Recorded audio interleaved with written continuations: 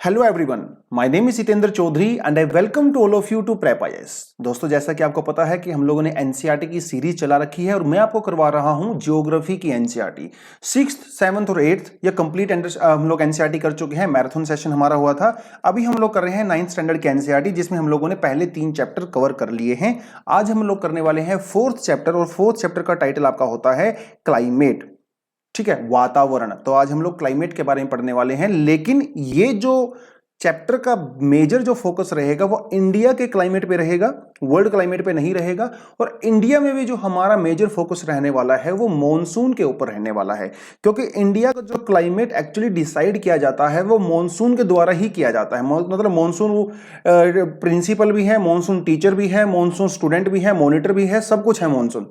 India की पूरी climatic conditions साल भर, हालांकि मॉनसून तो सिर्फ 4 महीने ही एग्जिस्ट करता है, मई जून जुलाई अगस्त सितंबर, लेकिन फिर भी इंडिया का जो पूरा क्लाइमेट है साल भर का वो मॉनसून के द्वारा ही डिसाइड किया जाता है। कैसे किया जाता है इसको हम लोग आगे आने वाले उसमें देखेंगे। लेकिन आगे बढ़ने से पहले हम लोग आपसे सजेशन लेना चाहते हैं। अगर देखिए, हम लोग आपके लिए ही वीडियो बनाते हैं तो डेफिनेटली आपकी फीडबैक हमारे लिए मैटर करती है। तो आप कुछ चाहते हो कि इसमें हम लोग कुछ और चीज़ें ऐड करें, कुछ इंप्रूवमेंट हम यहाँ पे कर सकते हैं, या फिर कुछ चीज़ें आपको ऐसा लगता है जो यहाँ पे एक्स्ट्रा दे रहे हैं आपको उसकी रिक्वायरमेंट नहीं है, तो आप हमें वो फीडबैक बता सकते हो। क्योंकि देखिए, वीडियो आपके लिए बन रही है तो आपकी फीडबैक हमारे लिए बहुत ज़्यादा मैटर करती है, क्योंकि अल्टीमेटली आपको ही इसमें से काम आएगा, ये आपके ही काम आएगा। खैर, आगे बढ़ते हैं। तो क्लाइमेट के बारे में ही हम लोग डिस्कशन करने वाले हैं। पहले इसने देखिए, क्लाइमेट और वेदर में क्या डिफरेंस होता है हम लोग ये पहले काफ़ी डिटेल में कर चुके हैं, तो आज बहुत ज़्यादा डिटेल में नहीं जाऊंगा, लेकिन हल्का सा आपको बताऊंगा। देखिए, हमारे पास जो है कुछ कंपोनेंट्स होते हैं जो वेदर और क्लाइमेट को डिसाइड करते हैं। वेदर और क्लाइमेट, इन दोनों के कंपोनेंट कॉमन होते हैं। फर्क होता है सिर्फ टाइम का। जब आप सेम कंपोनेंट को बहुत लंबे समय की एवरेज निकालते हो तो क्लाइमेट होता है, छोटी छोटी एवरेज निकालते हो तो वेदर होता है। कौन कौन से कंपोनेंट होते हैं आपके? Temperature, atmosphere pressure, wind, humidity और प्रेसिपिटेशन। ये 5 कंपोनेंट होते हैं जो किसी भी जगह का वेदर या उसका क्लाइमेट को डिसाइड करते हैं। जब आप इनकी लॉन्ग टर्म एवरेज लगाते हो, लाइक 30 ईयर्स या उससे ज्यादा, तो हो जाता है क्लाइमेट। जब ऐसी छोटी छोटी एवरेज लेते हो, जैसे पर minute, per hour, per day, पर वीक, पर मंथ, वो आपके लिए हो जाता है वेदर। ठीक है, एक छोटा सा कॉन्सेप्ट आपको यहां पे बताता हूं, आप लिख सकते हो उसको नोटबुक में, क्योंकि आपके काफी काम आ सकता है फ्यूचर में। 2 सेंटेंस बताऊंगा, ये 2 सेंटेंस से आपको क्लाइमेट और वेदर का डिफरेंस समझ में आ जाएगा। देखिए, क्लाइमेट इज समथिंग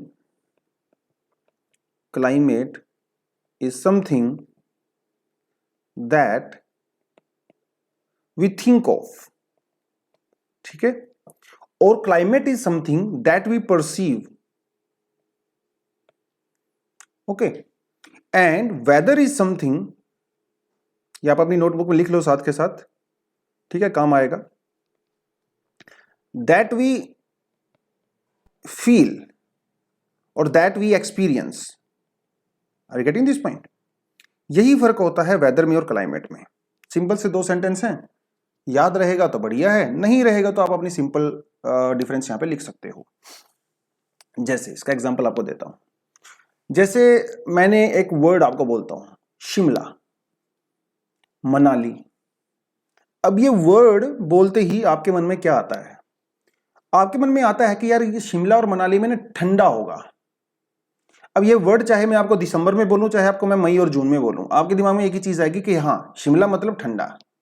आपको मैं बोलता हूं जैसलमेर, सहारा डेजर्ट, तो आपके मन में आता है यार वहां पे तो बहुत हाई टेम्परेचर होता होगा। तो ये जो आपके मन में आता है ना, that you perceive, that you think of, that you imagine about a particular place, that is the meaning of climate. क्योंकि जो उस जगह की इमेज बनी है ना, ये over a period of time बनी है। Over a period of time में उसकी इमेज बनी है। जैसे धोनी है, धोनी की जो मैच फिनिशर की जो इमेज है वो कोई एक दिन में थोड़ी बनी है ना। पिछले 10-15 साल से धोनी लगातार मैच जिता रहा है, तो उसकी एक इमेज बन गई है, finisher, one of the best finisher of the world. तो ऐसे ही जो इमेज बनती है किसी जगह की, लॉन्ग टर्म एवरेज से उसकी इमेज बनती है, जिसमें आप टेम्परेचर, वहां का रेनफॉल, वहां की जो है प्रेशर, प्रेसिपिटेशन, वो सारी चीजें आप लगाते हो। लेकिन ऐसा जरूरी नहीं है कि जब वहां पे जाओ तो आपको हमेशा ठंडी ही मिले। मई के महीने में शिमला में जाके देखना, धूप में खड़ा होना, आपकी हालत खराब हो जाएगी, सनबर्न हो जाता है आपको। लद्दाख में जाना कभी मई और मई के महीने में, जून के महीने में, आपकी स्किन एकदम जल जाएगी अगर आप धूप में थोड़ी देर के लिए भी खड़ा होते हो, इतना ज्यादा टेम्परेचर होता है। लेकिन वो उसकी इमेज है ना, वो सब क्लाइमेट है, लेकिन जो आप एक्चुअल में जाके वहां पे फील करते हो दैट इज वेदर, है ना। मौसम, वातावरण में और मौसम में यही फर्क होता है। मौसम हर घड़ी चेंज होता रहता है, हर मिनट, हर सेकंड, हर वीक, हर मंथ मौसम चेंज होता रहता है। कभी कभी मौसम की जो कंडीशंस होती हैं वेदर की, वो कई कई महीने तक भी, 2-3 महीने तक भी एग्जिस्ट कर सकती हैं।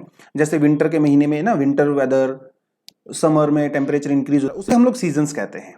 जब आपकी वेदर कंडीशंस कई महीने तो तक जो है लगातार एक जैसी रहती हैं, तो that we call as a season. ठीक है, मौसम बदलता रहता है, कई इंसान हर रोज बदलते रहते हैं और आप उनको प्रेडिक्ट नहीं कर सकते, लेकिन कई लोगों का नेचर जो है वो एक जैसा ही रहता है ना। दुख हो या सुख हो, तो वो क्लाइमेट है उनकी। धोनी है जैसे, उससे फर्क नहीं पड़ता आप जीतो या हारो, तो धोनी की एक इमेज आपके मन में बन गई है ना। कई लोग उनको इमोशनलेस बोलते हैं टाइप, एनीवेज, तो that's a separate thing. India का जो क्लाइमेट है वो मॉनसून डिसाइड करता है। हालांकि इंडिया का कोई ऐसा पर्टिकुलर वेदर नहीं है, टू बी ऑनेस्ट, कोई पर्टिकुलर क्लाइमेट नहीं है, क्योंकि इंडिया इतना डाइवर्स है। कहीं पे बहुत ज़्यादा गर्मी है, कहीं पे बहुत ज़्यादा ठंडी है, कहीं पे फ्लड है, कहीं पे हाई टेम्परेचर है, कहीं पे लो टेम्परेचर है, कहीं पे मीडियम लेवल का टेम्परेचर होता है, कहीं पे स्नोफॉल हो रही है, कहीं पे हीट वेव्स चल रही हैं, बहुत ज़्यादा वेरिएशंस हैं। तो उस तरीके से हम लोग नहीं कह सकते कि इंडिया का कोई पर्टिकुलर क्लाइमेट है। लेकिन अगर हम इन सभी चीज़ों की एवरेज निकालें तो मॉनसून डिसाइड करता है इंडिया के क्लाइमेट को। हालांकि इंडिया में मॉनसून सिर्फ 3-4 महीने, जैसे जून, जुलाई, अगस्त, सितंबर, 4 महीने ही एग्जिस्ट करता है, लेकिन फिर भी उसका इन्फ्लुएंस इतना ज्यादा होता है इंडिया के ऊपर। हम इंडिया के मॉनसून टाइप क्लाइमेट को कहते हैं monsoonal type of climate. Getting this point? अब ये मॉनसून जो वर्ड है वो आया कहां से? पुराने जमाने में क्या होता था, मिड सेंचुरीज में क्या होता था कि जो अरब ट्रेडर्स होते थे मिडिल ईस्ट से, वो इंडिया में आते थे ट्रेडिंग करने के लिए, स्पाइसेस या कुछ और लेने के लिए आते थे। तो उन्होंने एक चीज नोटिस किया कि जब वो इंडिया में आते हैं तो समर्स में आते हैं तो अलग तरह की विंड की डायरेक्शन होती है, और जब विंटर में वो आते हैं तो अलग तरह की विंड की डायरेक्शन होती है। इन्होंने वो साल दर साल कई 100 सालों तक उन्होंने ऑब्जर्व किया, और उसके बाद उन्होंने बोला कि देखो, इंडिया में जब आप जाते हो समर में और विंटर में विंड की डायरेक्शन चेंज होती है, और उसके अकॉर्डिंग वहां पे सीजन चेंज होते हैं। तो इसलिए उन्होंने नाम दे दिया इसका मौसम।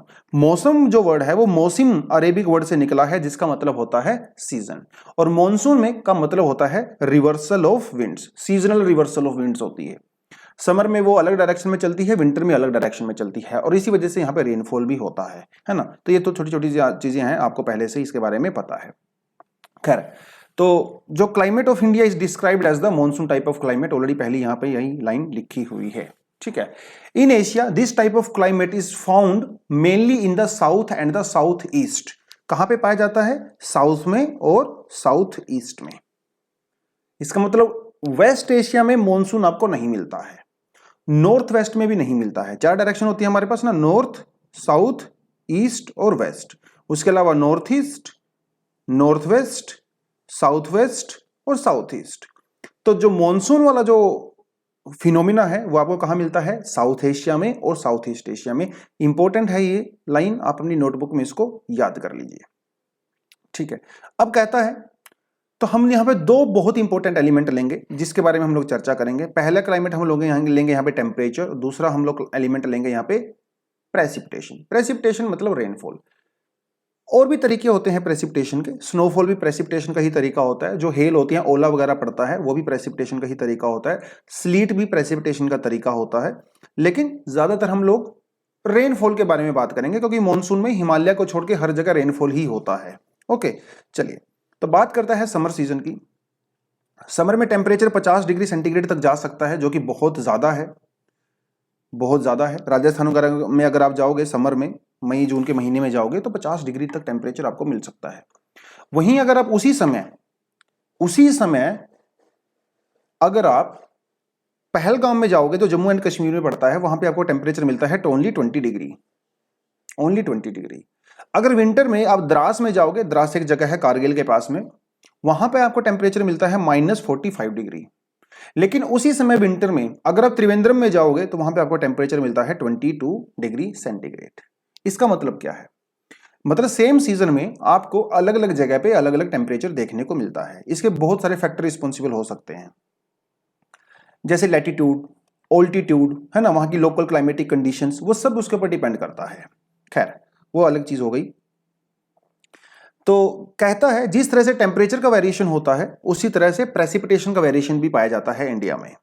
अलग अलग टाइप की आपको प्रेसिपिटेशन देखने को मिलती है, जैसे स्नोफॉल। हिमालय वाले अगर आप रीजन में जाओगे वहां पे आपको स्नोफॉल देखने को मिलता है। इंडिया में जो एनुअल प्रेसिपिटेशन है, जो सालाना जो यहाँ पे बारिश होती है, वर्षा होती है, उसके अंदर भी बहुत सारी वेरिएशंस हैं। मेघालय रीजन में अगर आप जाते हो तो वहां पे आपको 400 सेंटीमीटर, जो कि बहुत ज्यादा है, इतना आपको प्रेसिपिटेशन देखने को मिलेगा। जबकि अगर लद्दाख में या वेस्टर्न राजस्थान में जाते हो ओनली 10 सेंटीमीटर, क्योंकि ये डेजर्ट एरिया है। वेस्टर्न राजस्थान में वो आपका हॉट डेजर्ट है, लद्दाख में आपका कोल्ड डेजर्ट है। Are getting this point? तो और उसके अलावा जैसे जून से लेकर सितंबर के महीने तक भी अलग अलग वेरिएशन आपको देखने को मिलता है। समर के महीने में जनरली जो नॉर्थ इंडिया है या सेंट्रल इंडिया है, यहाँ पे आपको ज़्यादा वेरिएशन देखने को मिलती है। लेकिन तमिलनाडु में आपको अक्टूबर नवंबर के महीने में ज़्यादा रेनफॉल देखने को मिलता है। जो कोस्टल एरियाज होते हैं, यहाँ पे आपको बहुत ज़्यादा कॉन्ट्रास्ट देखने को नहीं मिलता है। आप समर में जाइए वहाँ पे, आप विंटर में जाइए, टेम्परेचर और प्रेसिपिटेशन कंडीशन, ज़्यादातर टेम्परेचर कंडीशन आपको लगभग सेम मिलती है। क्यों मिलती है? क्योंकि वहाँ पे ओशियन का इम्पैक्ट होता है ना। गर्मियों में ठंडी हवा ओशन की तरफ से चलती है और सर्दियों में ठंडी हवा वो लैंड से ओशंस की तरफ चलती है। तो इसी वजह से वहां पे मॉडरेट इंपैक्ट हो जाता है वाटर के होने की वजह से। कोस्टल एरिया की हम लोग बात कर रहे हैं। लेकिन जब आप इंटीरियर्स की बात करते हो, किसी भी कॉन्टिनेंट में अगर आप इंटीरियर में चले जाते हो, वहां पे आपको एक्सट्रीम कंडीशंस देखने को मिलती हैं। समर में बहुत ज्यादा गर्मी और विंटर में बहुत कम टेम्परेचर होता है। ये इसे कहते हैं कॉन्टिनेंटैलिटी, ठीक है, क्योंकि आप कॉन्टिनेंट के बीच में हो। तो जैसे आपको एक डायग्राम दिखाता हूं, जैसे आप यहीं पे देख सकते हो। तो रशिया में जैसे यहाँ पे अगर आप चले गए, या फिर आप इंडिया की अगर बात करो, तो अगर आप नॉर्थ वेस्ट इंडिया में अगर यहाँ पे चले गए, तो ये ओशियन बॉडी से बहुत दूर है, हजारों किलोमीटर दूर है। तो जिसकी वजह से यहाँ पे ओशियन वाला जो ठंडा इम्पैक्ट है वो नहीं पहुंच पाता। तो समर में बहुत ज्यादा टेम्परेचर हो जाता है और गर्मियों में विंटर्स में बहुत कम टेम्परेचर हो जाता है। किसी भी जगह की बात कर लो, रशिया में जैसे आप यहाँ पे बात करो, ये यहाँ पे दुनिया के सबसे ज्यादा एक्सट्रीम टेम्परेचर्स पाए जाते हैं, क्योंकि दूर दूर तक भैया ओशियन यहाँ पे है नहीं। तो विंटर में टेम्परेचर बहुत बहुत ज्यादा माइनस में चला जाता है और समर में भी टेम्परेचर ठीक ठाक जाता है यहाँ पे। तो जो टेम्परेचर का वेरिएशन है वो बहुत ज्यादा होता है। तो जितना ज्यादा आप इंटीरियर कॉन्टिनेंट के इंटीरियर में होंगे, उतना ही ज्यादा आपको कॉन्ट्रास्ट यहाँ पे देखने को मिलता है। यूपीएससी में एक बार ये क्वेश्चन पूछा भी जा चुका है। खैर, तो जो रेनफॉल होती है आपकी, ठीक है, जब आप समर में, यानी कि जो मानसून रेनफॉल होती है वो ईस्ट से वेस्ट में डिक्रीज होती है, यानी कि ज्यादातर रेनफॉल आपके नॉर्थ ईस्ट इंडिया में होगी, मेघालय वाले में। मेघालय से जैसे ही आप वेस्ट बंगाल में, बिहार में, यूपी में, दिल्ली में, हरियाणा, पंजाब में आप जाओगे, धीरे धीरे आपका रेनफॉल कम होता रहता है फ्रॉम वेस्ट टू ईस्ट। और जिस तरह से जहाँ पे टेम्परेचर होता है, जिस तरह से वहाँ की क्लाइमेटिक कंडीशंस होती हैं, उसी के हिसाब से हम लोग कपड़े पहनते हैं, है ना, उसी हिसाब से हम लोग फूड कंज्यूम करते हैं। तो हमारा जो लाइफ स्टाइल है वो भी रेनफॉल के द्वारा, क्लाइमेट और टेम्परेचर के द्वारा ही डिसाइड किया जाता है, ठीक है। हमारे घर भी उसी तरह से बनाए जाते हैं। जैसे अगर आप तराई रीजन में जाओ, है ना, हिमालय की फुट हिल्स में जब तराई रीजन में आप जाते हो, या फिर आप जो है गोवा में जाते हो, या फिर आप मैंगलोर में जाते हो, वहाँ के गाँव में अगर आप जाओगे तो वहाँ पे घर आपको इस तरह से देखने को मिलेंगे। उनकी छतें जो हैं वो इस तरह से होती हैं, स्लोपिंग होती हैं। क्यों होती हैं?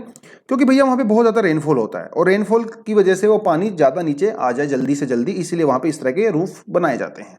हिमालयन रीजन में भी आप जाओगे जहाँ पे बहुत ज़्यादा रेनफॉल, स्नोफॉल होता है, वहाँ पे भी आपको इसी तरह से स्लोपिंग रूफ देखने को मिलते हैं, ताकि स्नो जल्दी वो उसको नीचे आ जाती है।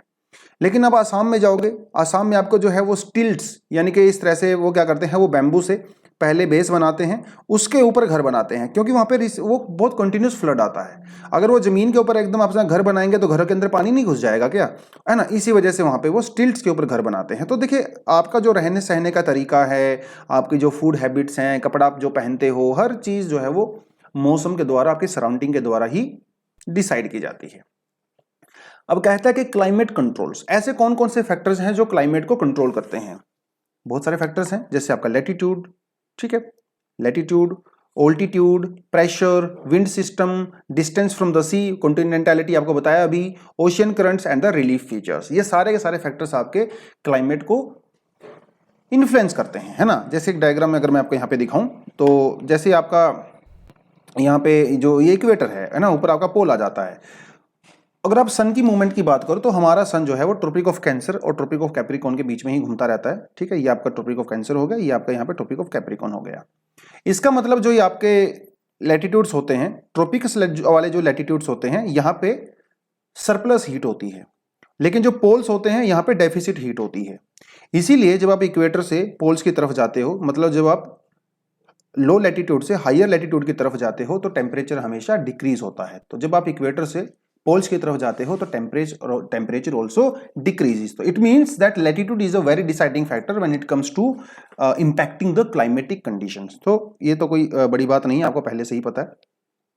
Now you also know about the altitude as well. Altitude का मतलब हाइट की बात कर रहे हो, है ना। तो जैसे जैसे आपका हाइट इंक्रीज होता रहता है, आप ऊपर ज्यादा ऑल्टीट्यूड पे जाते रहते हो, वैसे वैसे टेम्परेचर भी कम होता रहता है, विदाउट एनी डाउट, है ना।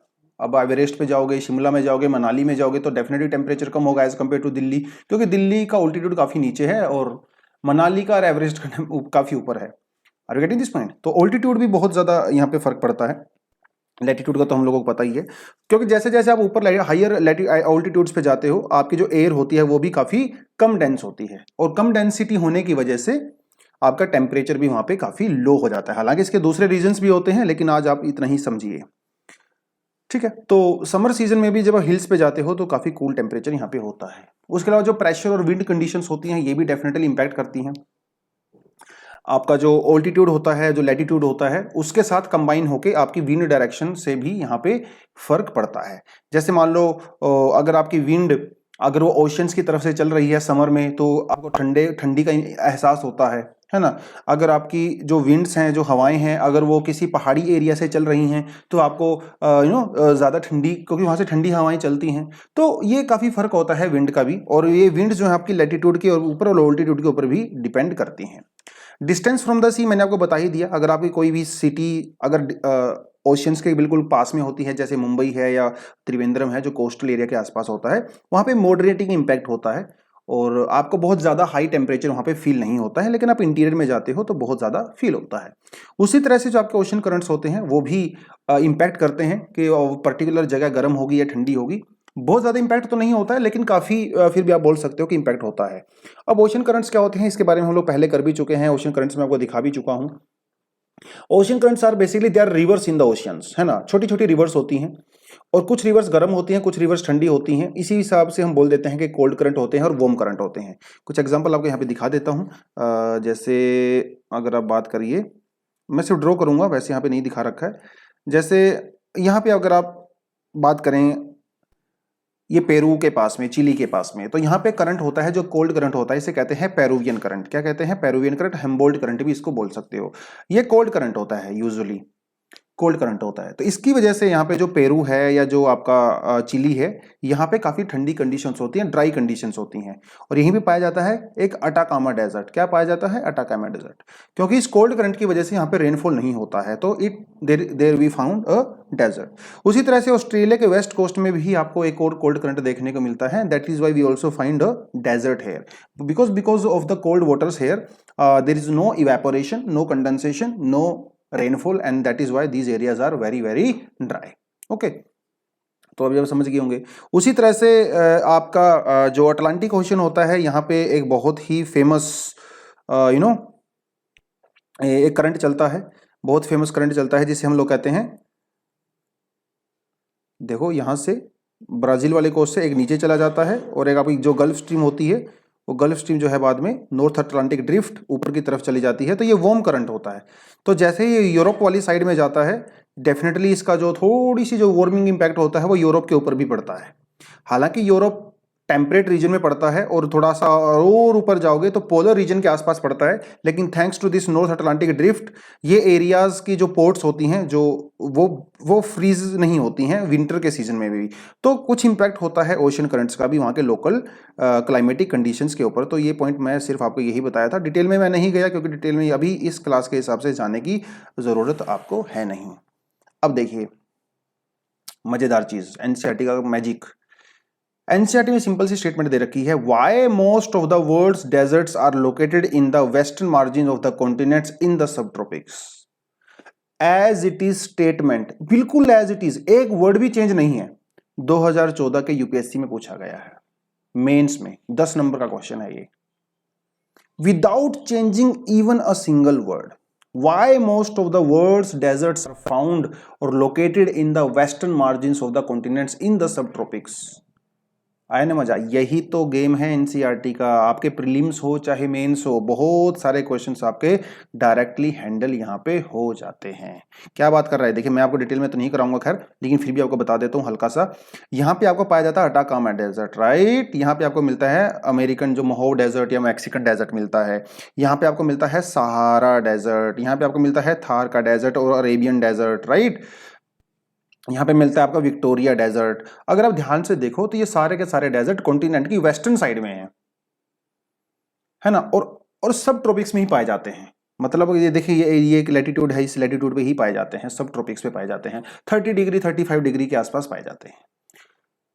अगर आप ध्यान से देखो, है ना, क्यों पाए जाते हैं, दैट इज द क्वेश्चन, क्योंकि यूपीएससी में यही क्वेश्चन पूछा गया है। इसके कई सारे रीजंस हैं, कुछ एक आधा रीजन अभी आपको बता दूंगा, एक आधा रीजन आपको बाद में बता दूंगा आने वाली क्लासेस में, स्पेशली 11th स्टैंडर्ड के जब एनसीईआरटी करेंगे तब इसको मैं आपको अच्छे से डिटेल में करवाऊंगा। लेकिन एक फैक्टर आपको करा देता हूं कि जहां जहां पे भी एक डेजर्ट आपको पाए जाते हैं, सब ट्रॉपिक्स डेजर्ट, वहीं वहीं पे आपको क्या मिलता है, कोल्ड करंट्स मिलते हैं। Cold currents, Peruvian current, California, waste Australian current, canary current, है ना, कोल्ड करंट आपको देखने को मिलते हैं। तो इसका मतलब इन डेजर्ट की फॉर्मेशंस में इन कोल्ड करंट्स का बहुत बड़ा हाथ है। इसका सिंपल सा मतलब तो यही हुआ।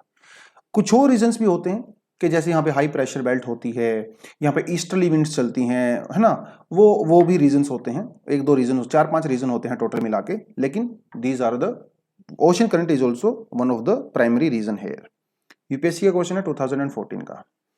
उसके अलावा जो रिलीफ होते हैं, रिलीफ के ऊपर भी फर्क पड़ता है। ये भी एक क्लाइमेट को कंट्रोल करने का फैक्टर होता है ना। जैसे हिमालय की अगर बात करें, अगर हिमालय ना होता तो सेंट्रल एशिया से या फिर साइबेरिया से आने वाली ठंडी हवाएं वो इंडिया के अंदर फ्लो करती और इंडिया का टेम्परेचर बहुत ज्यादा कम होता। लेकिन थैंक्स टू हिमालय की वजह से वो ठंडी हवाएं इंडिया में एंट्री नहीं कर पाती हैं और इंडिया में मॉडरेटिंग इंपैक्ट होता है। इसी तरह से कोई भी बहुत ऊंची जो माउंटेन होती हैं वो ठंडी हवाओं को और गर्म हवाओं को दोनों को रोक लेती हैं, जिसकी वजह से उन एरियाज का क्लाइमेट कंट्रोल होता रहता है। तो अगर आप बात करें कि कौन कौन से फैक्टर्स हैं जो क्लाइमेट को कंट्रोल करते हैं, तो आप सिंपल सा बता सकते हो कि लैटिट्यूड है, ऑल्टीट्यूड है, प्रेशर है, distance from the sea, ocean currents and the relief features. अगर आपने यही एग्जाम में हल्का फुल्का डिस्कशन अगर आपने कर दिया विद एग्जाम्पल्स, 10 नंबर में आपको ये सिंपल सा क्वेश्चन पूछा जा सकता है इन योर एग्जाम। ओके, चलिए ऑल्टीट्यूड कैसे करता है। देखिए ऑल्टीट्यूड का ऑलरेडी आपको बता दिया कि जैसे जैसे आप हाइयर उस पर जाते हो, है ना, अगर आप हिमालय में जाते हो जहाँ की हाइट 600 मीटर होती है, या फिर इंडिया के जो प्लेन्स में आते हो, ठीक है, वो हिमालय और ठंडी हवा को रोक देता है। वो सारी चीजें मैं आपको करवा चुका हूँ, तो इसको दोबारा करवाने की जरूरत नहीं है। प्रेशर एंड द विंड ये कैसे करता है। और विंड भी जो वो कई तरह से काम करती है। एक विंड हमारी सरफेस विंड्स होती हैं जो सरफेस के ऊपर चलती हैं, एक कुछ एयर विंड हमारी अपर एयर विंड्स होती हैं जो 5 किलोमीटर 6 7 8 9 10 किलोमीटर पे चलती हैं, है ना, उनको हम लोग जेट स्ट्रीम्स बोलते हैं। उसी तरह की एक जेट स्ट्रीम होती है वेस्टर्न साइक्लोनिक डिस्टर्बेंस, जो आजकल हम लोग फील कर रहे हैं इंडिया के अंदर। अक्टूबर के महीने में, नवंबर के महीने में जो रेनफॉल होता है वो बेसिकली इसी की वजह से होता है। तो ये भी जो है फैक्टर जो है वो काफी डिसाइडिंग फैक्टर होता है। विंड की अगर बात करें तो विंड का तो कोई सिंपल सा कॉन्सेप्ट है कि विंड हमेशा हाई प्रेशर से लेके लो प्रेशर तक ही चलती हैं। हमेशा high pressure to low pressure, कभी भी wind low pressure to high pressure नहीं चलती है। कम से कम सरफेस के ऊपर तो नहीं चलती हैं, ऊपर भी नहीं चलती हैं, लेकिन high pressure to low pressure, ठीक है, उसी के बारे में ये बात कर रहा है। अब कहता है कि इंडिया जो है वो कहाँ पे एग्जिस्ट करता है। देखिए अगर आपने प्रेशर बेल्ट हम लोग ऑलरेडी पढ़ चुके हैं। प्रेशर बेल्ट की अगर हम लोग बात करें तो हमारे यहाँ पे 3-4 प्रेशर बेल्ट पाई जाती हैं, लेकिन जो मेजर हमारे पास प्रेशर बेल्ट होती है वो होती है आपकी कौन सी वाली बेल्ट, ईस्टर्ली, है ना, जो आपकी ईस्टर्ली विंड चलती हैं। तो ये इस तरह से आपकी ईस्टर्ली विंड चलती हैं, राइट, ईस्टर्ली विंड चलती हैं बिटवीन 30। ये आपका यहाँ पे सब ट्रॉपिकल हाई प्रेशर बेल्ट होती है और ये भी आपकी सब ट्रॉपिकल हाई प्रेशर बेल्ट होती है। बीच में होती है आपकी इक्वेटोरियल लो प्रेशर बेल्ट। तो इक्वेटोरियल लो प्रेशर बेल्ट की तरफ दोनों तरफ से विंड चलती हैं। तो ये विंड क्या करती हैं, ये विंड डेफिनेटली आपके क्लाइमेट को कंट्रोल करती हैं ऑब्वियसली। जब ये विंड ओशन के ऊपर से ट्रेवल करती हैं तो रेनफॉल करती हैं, है ना। तो उसी के बारे में ये बता रहा है कि आपके जो विंड्स होती हैं डेफिनेटली वो हाई प्रेशर से लो प्रेशर की तरफ चलती हैं, और जब वो लैंड के ऊपर चलती हैं तो ड्राई होती हैं, कोई रेनफॉल नहीं होता है, लेकिन जब वो ओशंस के ऊपर चलती हैं तो रेनफॉल क्रिएट करती हैं, ठीक है, उसी के बारे में आपको ये बता रहा है। कोरियोलिस फोर्स के बारे में इसने हल्का सा डिस्कशन दिया है। उसने कहा है कि देखिए कोरियोलिस फोर्स कैसे जनरेट होता है ये आपको अभी नहीं बताऊंगा मैं, सिर्फ इतना जान लीजिए कि कोरियोलिस फोर्स एक तरह का फोर्स होता है। अगर कोई भी चीज, देखिए अगर कोई सरफेस है जो नॉन रोटेटिंग है, उसके ऊपर आप सीधी डायरेक्शन में आराम से चल सकते हो, कोई प्रॉब्लम आपको नहीं है। जैसे मान लो मेरा रूम है, अगर मेरे रूम में मुझे इस दीवार से लेके उस सामने वाली दीवार तक जाना है तो मुझे कोई समस्या नहीं होगी, मैं सीधी लाइन में आराम से चल सकता हूं। लेकिन इमेजिन करिए कि मेरा रूम घूम रहा है, वो रोटेट कर रहा है, तो क्या मैं स्ट्रेट डायरेक्शन में जा सकता हूं? बिल्कुल भी नहीं जा सकता। या तो मैं लेफ्ट की तरफ गिरूंगा या फिर मैं राइट की तरफ गिरूंगा, या मेरी डायरेक्शन चेंज हो जाएगी, ऑब्वियसली है। इसी तरह से हमारी अर्थ भी तो रोटेट कर रही है ना, ये भी तो मेरे रूम के जैसा ही है। तो अर्थ, रोटेटिंग अर्थ के ऊपर कोई भी चीज जब मूव करती है तो वो डेफिनेटली सीधे डायरेक्शन में नहीं जा सकती, या तो वो लेफ्ट की तरफ डिफ्लेक्ट होगी या वो राइट की तरफ डिफ्लेक्ट होगी। तो अर्थ के रोटेशन की तरफ से की वजह से ना एक फोर्स क्रिएट होता है जिसे हम लोग कोरियोलिस फोर्स कहते हैं। तो नॉर्दर्न हेमिस्फीयर में कोई भी चीज जब मूव करती है तो वो राइट की तरफ डिफ्लेक्ट होती है, और सदर्न हेमिस्फीयर में कोई भी चीज जब मूव करती है, कोई भी चीज कह रहा हूं मैं, लेकिन हालांकि आपके एनसीईआरटी में सिर्फ वो विंड के बारे में बात कर रहा है, लेकिन हर चीज के ऊपर ये लागू होता है।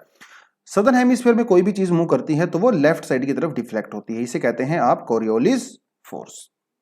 क्या कहते हैं? Coriolis force. चलिए अब ये इंडिया की यहां पे बात कर रहा है, कह रहा है देखिए हमें दो चीजों का पता चल गया, एक हमें कोरियोलिस फोर्स का पता चल गया, एक हमें विंड्स का पता चल गया कि वो हाई प्रेशर से लो प्रेशर की तरफ ही मूव करती हैं।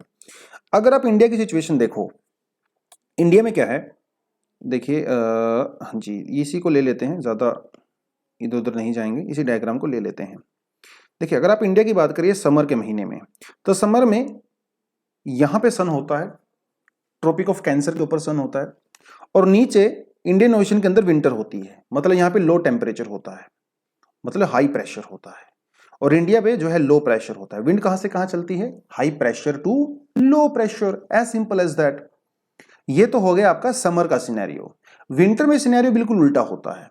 इंटर में इंडिया के ऊपर, specially north west India, Pakistan, Tibet वगैरह, यहाँ पे बहुत हाई प्रेशर कंडीशन हो जाती हैं और नीचे लो प्रेशर कंडीशन हो जाती है, तो विंड की डायरेक्शन भी चेंज हो जाती है। उसी के बारे में बात कर रहा है कि ड्यूरिंग विंटर हिमालय और इंडिया में जो है वो हाई प्रेशर हो जाता है, ठंडी हवाएं उधर से चलती हैं, उसकी बजाय आपका जो तो क्योंकि प्रेशर बहुत ज़्यादा हाई होता है, एज कंपेयर टू दैट आपका जो इंडियन ओशन होता है वहाँ पे काफ़ी कंपैरेटिवली, है ना, ये कंपैरेटिवली विंटर की बात कर रहे हैं, वहाँ पे लो प्रेशर हो जाता है, तो विंड जो है वो इंडिया से इंडियन ओशन की तरफ चलती हैं। लेकिन समर में इंडिया के ऊपर जो है काफ़ी लो प्रेशर हो जाता है, बिकॉज हाई टेम्परेचर होता है, एज कंपेयर टू दैट आपका जो सदर्न इंडियन जो ओशन होता है वहां पे उस समय पे हाई प्रेशर क्रिएट हो जाता है, क्योंकि वहां पे टेम्परेचर काफी कम होता है। इसी को कहते हैं रिवर्सल ऑफ विंड्स। ठीक है, देखिए थोड़ा सा आपको डायग्राम से समझाने की कोशिश करता हूं, क्योंकि एनसीईआरटी में बहुत अच्छी सी लैंग्वेज इन्होंने यूज नहीं कर रखी है अनफॉर्चुनेटली। तो अगर आप समर का सिनेरियो देखें, यहाँ पे समर लिख देता हूं मैं, तो यहाँ पे होता है आपका समर में लो प्रेशर, और यहाँ पे होता है आपका हाई प्रेशर। तो विंड चलती है high pressure to low pressure. अब वो मैंने डायरेक्शन इस तरह से क्यों ली है, स्ट्रेट लाइन में क्यों नहीं ली? Because of the Coriolis force. Coriolis force की वजह से ये जो विंड होती है थोड़ी सी लेफ्ट साइड की तरफ टिल्ट होती हैं। लेकिन यहाँ पे होता है आपका इक्वेटर, जैसे ही ये विंड्स इक्वेटर को पार करेंगी तो इनके ऊपर फिर से कोरियोलिस फोर्स लगेगा, और ये नॉर्दर्न हेमिस्फीयर है, तो नॉर्दर्न हेमिस्फीयर में होने की वजह से यही विंड आपकी राइट साइड की तरफ डिफ्लेक्ट हो जाती है because of the Coriolis force. तो यही विंड जब आएंगी तो इस तरह से मूव करने लगती हैं। इन्हीं को हम लोग मॉनसून विंड भी बोलते हैं, एज सिंपल एज दैट। क्योंकि ये विंड इंडियन ओशन से या बे ऑफ बंगाल के ऊपर से या अरेबियन सी के ऊपर से क्रॉस करती हैं, तो इनके अंदर बहुत सारा मॉइस्चर होता है और उस मॉइस्चर को इंडिया के ऊपर रिलीज करती हैं, and that is called monsoon. तो ये तो होगी आपकी समर में डायरेक्शन। लेकिन अगर आप विंटर में जाओगे तो विंटर में बिल्कुल अपोजिट होता है। यह का हो गया इक्वेटर, यहाँ पे ये आपका इक्वेटर हो गया। विंटर में क्योंकि यहाँ पे विंटर सीजन होता है तो काफी लो टेम्परेचर होता है, तो इसकी वजह से यहाँ पे हाई प्रेशर क्रिएट हो जाता है। एज कंपेयर टू दैट यहाँ पे लो प्रेशर क्रिएट हो जाता है। विंड कहाँ से कहाँ चलती है? High pressure to low pressure, तो विंड चलेंगी high pressure to low pressure. अब देखो दोनों चीजों में फर्क है ना। दैट वॉज द डायरेक्शन जो ब्लैक कलर से दिखा रहा हूँ, ये डायरेक्शन थी समर में, जो यहाँ पे पिंक कलर से दिखा रखी है ये डायरेक्शन थी विंटर में। तो हो गया ना रिवर्सल ऑफ विंड्स, इसी को कहते हैं रिवर्सल ऑफ विंड्स। ठीक है, और मॉनसून का मतलब यही तो होता है, रिवर्सल ऑफ विंड्स। ये तो सिंपल सी चीज ही हो गई।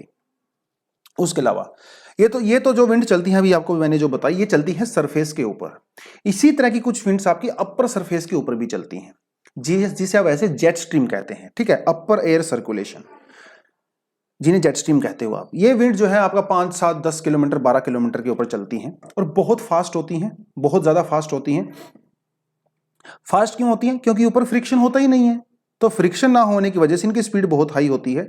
110 किलोमीटर पर आवर से लेकर 184 किलोमीटर पर आवर तक हो सकती है, इससे ज्यादा भी हो सकते हैं, कहीं कहीं बात 450 किलोमीटर तक भी जा सकती हैं, और विंटर में काफी ज्यादा स्ट्रांग होती हैं। और ये जो जेट स्ट्रीम होती है वो वेस्ट टू ईस्ट की तरफ चलती हैं, और जनरली 27 डिग्री से लेकर 30 डिग्री नॉर्थ लैटिट्यूड पे ये एग्जिस्ट करती हैं, जिसे कहा जाता है सब ट्रॉपिकल वेस्टर्ली जेट स्ट्रीम्स। क्या कहते हैं? सब ट्रॉपिकल वेस्टर्ली जेट स्ट्रीम्स, ठीक है। वैसे तो ये साल भर चलती हैं, समर के महीने में नहीं चलती हैं इंडिया पे। समर के महीने में थोड़ा सा इसके अंदर डायरेक्शन का चेंज आ जाता है, अभी आपको वो भी मैं बता दूंगा, डायग्राम से बता दूंगा तो ज्यादा मतलब समझ में आएगा। देखिए आपके एनसीईआरटी में डायग्राम दिया ही हुआ है। तो ये जो एटमॉस्फेरिक सर्कुलेशन दिखा रहा है इंडियन सर, वो जनवरी के महीने में दिखा रहा है। जनवरी के महीने में देखिए क्या होता है, मतलब विंटर की अब बात कर रहे हो। विंटर के समय देखिए यहां पे होता है आपका ये हिमालय है। विंटर के समय ये जो जेट स्ट्रीम होती है जो इधर से आ रही है ना, आपकी सब ट्रॉपिकल जेट स्ट्रीम, इसकी दो ब्रांचेस होती हैं, क्योंकि हिमालय बहुत ऊंचा है ना यार, तो हिमालय से जब ये टकराती हैं तो ये दो ब्रांचेस में डिवाइड हो जाती हैं। एक ब्रांच चली जाती है आपकी नॉर्थ साइड में, दूसरी ब्रांच आपकी चली जाती है हिमालय के साउथ साइड में। तो ये विंटर में एग्जिस्ट करती हैं, और इसी इसकी वजह से होता है वेस्टर्न डिस्टर्बेंस। लेकिन समर का जैसे ही महीना आता है, जून का महीना आता है, तो इसकी जो सदर्न ब्रांच होती है जेट स्ट्रीम की, वो नॉर्थ की तरफ शिफ्ट हो जाती है, और जब ये नॉर्थ की तरफ शिफ्ट हो जाती है तो इंडिया के अंदर क्या आता है? मॉनसून आता है। ये रोल होता है आपका सब ट्रॉपिकल जेट स्ट्रीम का इन मॉनसून। आगे आने वाली क्लासेस में डिटेल में पढ़ेंगे, अभी हल्का सा समझ लो कि जो अपर विंड चलती हैं, अपर एटमॉस्फेरिक विंड चलती हैं विंटर के समय में, इसकी दो ब्रांचेस होती हैं, एक नॉर्थ ऑफ हिमालय, दूसरी साउथ ऑफ हिमालय, जिसकी वजह से आता है यहाँ पे वेस्टर्न डिस्टर्बेंस। स्नोफॉल होता है, रेनफॉल भी होता है। समर के महीने में, स्पेशली जून के महीने में, जो साउथ वाली ब्रांच थी वो खत्म हो जाती है, या फिर आप ऐसा बोल सकते हो कि सर वो नॉर्थ की तरफ शिफ्ट हो जाती है। तो पूरे का पूरा समर जब इंडिया में मॉनसून होता है, जून, जुलाई, अगस्त, सितंबर, अक्टूबर के महीने में भी, और नवंबर के महीने तक भी, ये ब्रांच एग्जिस्ट नहीं करती है। लेकिन जैसे ही दिसंबर आता है, ये सदर्न ब्रांच फिर से आ जाती है। नवंबर से शुरू हो जाती है, नवंबर दिसंबर जनवरी फरवरी, फिर से शुरू हो जाती है। यही इंपैक्ट होता है आपका सब ट्रॉपिकल जेट स्ट्रीम का, जो आपकी एनसीईआरटी में यहाँ पे बता रखा है। इसने थोड़ा सा अजीब सी लैंग्वेज यहाँ पे यूज की है, इसको ज्यादा ध्यान मत देना, है ना, क्योंकि इसने थोड़े कम वर्ड में बहुत कुछ समझाने की कोशिश की है, लेकिन इससे इतना हो नहीं पाया। मैंने थोड़ा सा आपको इलेबरेट करके यहाँ पे हल्का सा समझा दिया है। तो जब आप इस सर्कुलेशन की बात करोगे, मॉनसून की बात करोगे, तो ये सारी चीजें आपकी यहाँ पे इंक्लूड होती हैं। तो वेस्टर्न साइक्लोनिक डिस्टर्बेंस के बारे में ही ये बता रहा है। आजकल जो बारिश हो रही है दिल्ली में, नॉर्थ वेस्ट इंडिया में, वो आपका इसी वजह से हो रही है। मेडिटेरेनियन ओशियन या फिर सेंट्रल एशिया में ये जो है ईरान वगैरह, वहां पे ओरिजिनेट होती हैं अक्टूबर नवंबर के महीने में, देखो बता रखा है इसने। उसके बाद वो ईस्ट की साइड में फ्लो करती हैं, और फाइनली वो पाकिस्तान को क्रॉस करते हुए इंडिया में पहुंचती हैं।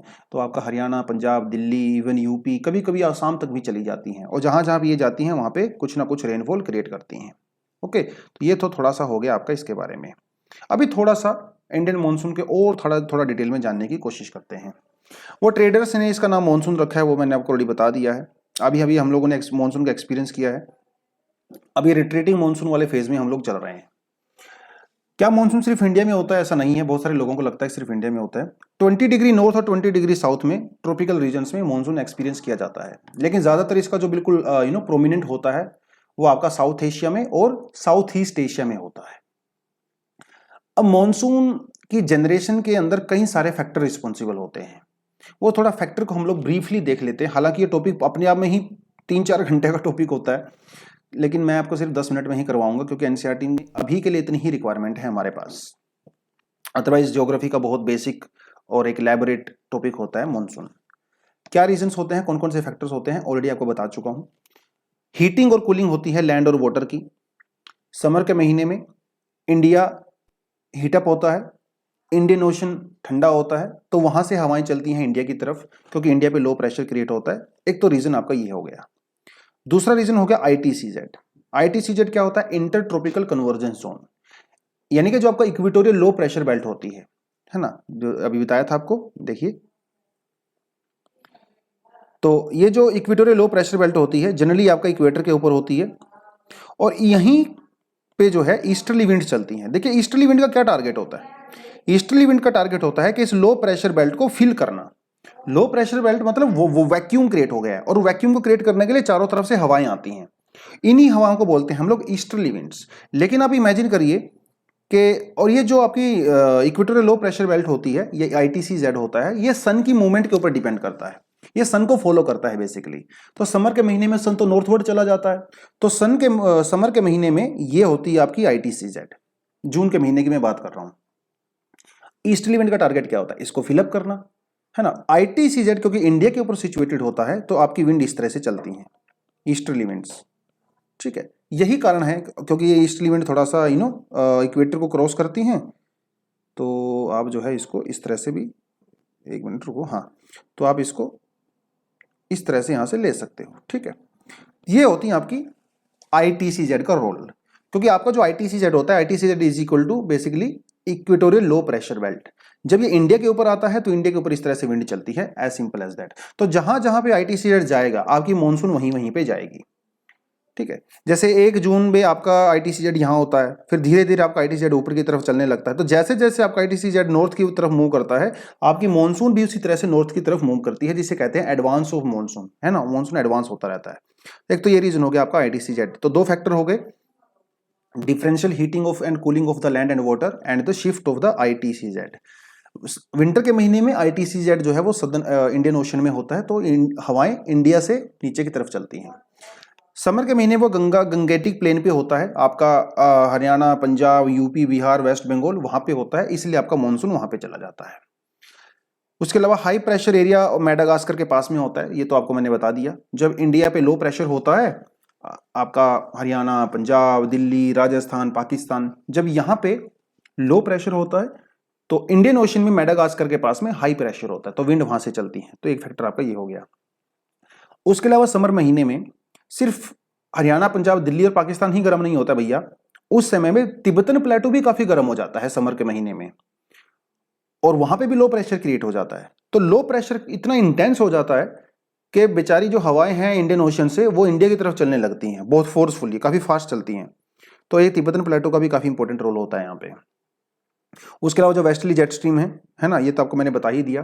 विंटर में वेस्टर्ली जो जेट स्ट्रीम होती हैं वो साउथ ऑफ हिमालय फ्लो करती हैं, लेकिन समर में वो नॉर्थ ऑफ हिमालय फ्लो करती हैं, और नॉर्थ ऑफ हिमालय में जब वो फ्लो करती हैं तो इंडिया में मानसून यहाँ पे आ जाता है, ठीक। ITCZ के बारे में ऑलरेडी मैं आपको बता चुका हूँ, तो वही सी पैराग्राफ में यहाँ पे लिखा हुआ है, ठीक है। चलिए, अपार्ट फ्रॉम दिस, इसके अलावा it has also been noticed that the changes in the pressure condition over the southern ocean also affect the monsoon, ठीक है। देखिए ये क्या कहता है, थोड़ा सा आपको यहाँ पे समझना पड़ेगा, क्योंकि यहाँ पे इसने जिस लैंग्वेज में बताया हुआ है वो बहुत अच्छी लैंग्वेज में नहीं मानूंगा, ठीक है। क्या कहता है, देखियो, ये एल नीनो की बात कर रहा है बेसिकली, एल नीनो और ला नीना की बात कर रहा है। मैं आपको डायग्राम से समझाने की कोशिश करूंगा। देखिए क्या कहता है कि व्हेन नॉर्मल कंडीशन में, व्हेन, जब the tropical easterly south Pacific ocean, अभी आपको ये समझना पड़ेगा, इसकी लोकेशन समझनी पड़ेगी। Tropical easterly south Pacific ocean experiences high pressure, the tropical easterly Indian Ocean experiences low pressure। मतलब देखिए, दिखा देता हूं यहां पे आपको, ये आपका इधर पैसिफिक ओशन है, राइट, और ये आपका इधर इंडियन ओशन है। कहता है कि जब आपका tropical easterly south Pacific ocean, यानी कि यहां पे